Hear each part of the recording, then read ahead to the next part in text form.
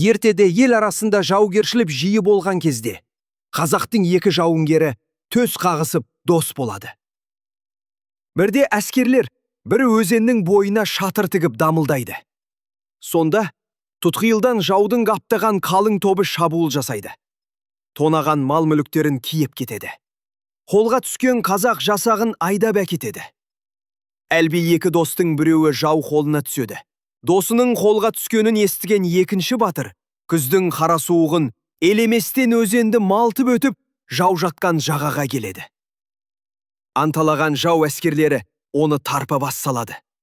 Жауынгер өзін қолбасыларына алып баруын өтінеді. Алып барған соң, ол жаудың қолбасына: «Мен қолдарыңа түскен бір жауынгерге құн төлеп сатып алуға келдім. Менің оған айырбасқа берер мал мүлкім жоқ, бірақ нәрсе беремін. Ол өзімнің өмірім. Досымды босатсаңдар, ол үшін өзімнің өмірімді қияр едім» дейді. Қолбасы ойланып отырып, оны сынамақ болады да: «Жарайды, мен сені қыршыныңнан қимай-ақ қояйын. Маған сол өміріңнің бір бөлшегін ғана берсең болды» дейді. «Ол не?» деп сұрайды досын құтқаруға келген жігіт. «Маған сенің көздерің керек» дейді қолбасы. «Ол да болсын, көзімді ал да, досымды босат» дейді жігіт. Ол бұл сыннан сүрінбей өтеді. Әлгі жауынгер тұтқыннан босанған досының иығына қолын артып, зағип күйі қуана күлімдеп келе жатады.